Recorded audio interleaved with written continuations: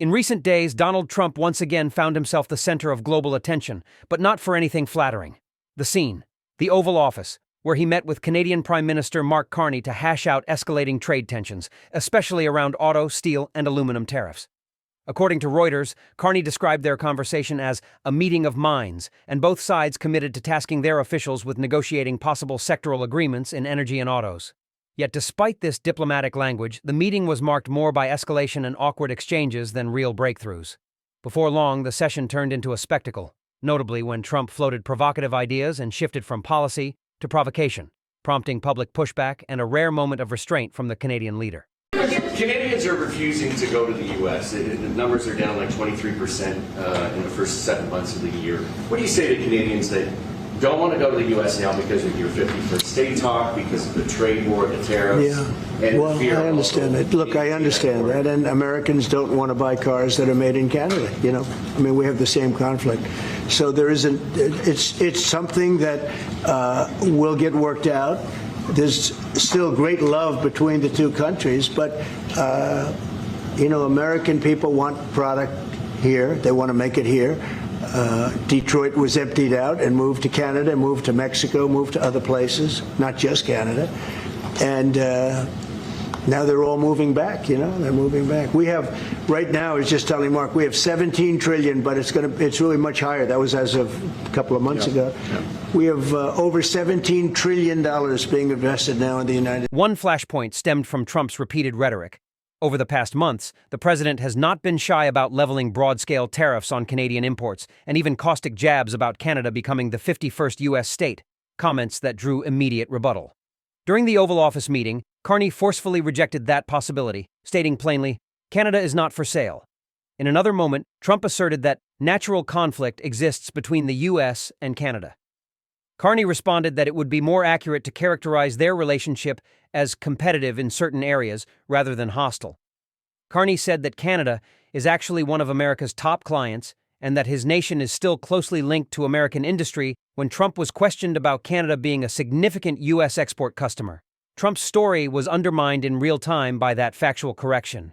Trump also strayed into more general cultural themes as the tensions played out in real time.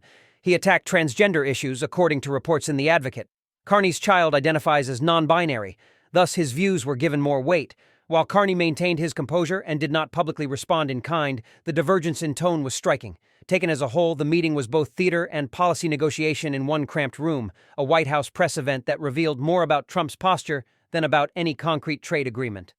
Some commentators have since argued that Carney, a former central banker turned prime minister, showed more discipline and preparation than many would expect when dealing with a volatile U.S. leader. What can the United States and Canada do together to counter China? Well, you have to be able to compete. They're a great competitor, and Mark and I both know that, and you have to be able to compete. We have big advantages over China for lots of different reasons, and I think we're doing very well with China. I get along very well with President Xi. I'm going to be meeting him in a few weeks, as you know. I'll be meeting him in South Korea, but we've had a very good relationship for a long time. But you have to be able to compete. To do well with China, if you can't compete, you're not going to do well with China. And Canada is very competitive. I can tell you that. Canada is a very competitive country. And I think Canada's done very well over the years with China. Yeah, we have. But we'll do better together on that. For Trump, the fallout is clear, but not always easy to measure. Domestically, his image is battered by frequent unforced errors, abrupt rhetorical shifts, and repeated factual missteps on diplomacy and trade. Internationally, the optics are worse. A U.S. president being steered back into narrower claims by a foreign leader in his own residence. Trump, however, made an effort to limit the harm even as his detractors jumped in. Citing a significant 23% decline in Canadian visits during the first 7 months of the year compared to 2024, he forecast that if an agreement is reached, Canadians would resume traveling to the United States. Although he said that the talks between the United States and Canada were difficult, he maintained that there was still great love between the two countries and that a solution was on the horizon.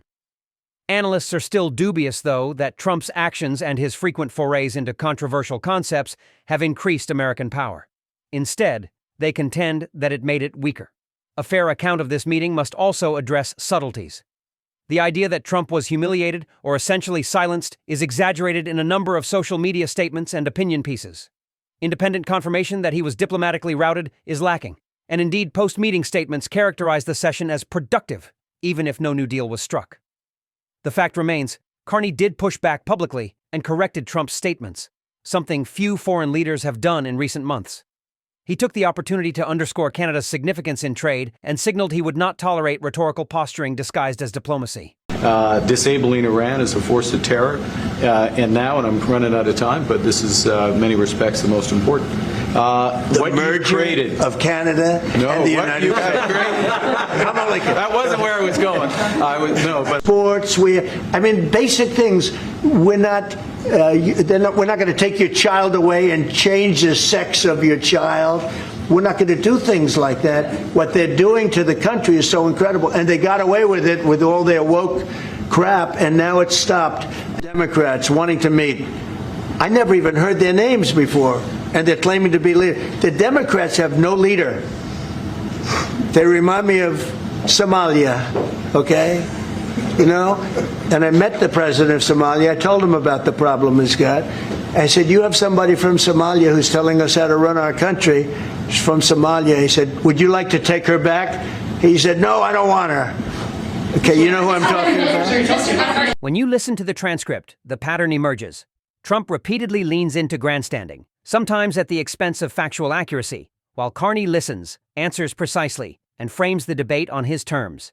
The very act of publicly correcting a U.S. president in the Oval Office is itself a message that Canada will not be dismissed. In the weeks ahead, the real test will be whether the officials tasked by both governments can convert this bruising face-to-face into a workable sectoral agreement, perhaps in autos or energy, that alleviates tariffs and recalibrates trade dynamics. In that sense, Carney may have already scored a win, not by bending Trump's will, but by shifting the terms of the debate away from his rhetoric and towards stronger grounding in hard economics and trade facts. Whether the U.S. president can adapt to that framing is another question entirely, and one that may continue to provoke more moments like this.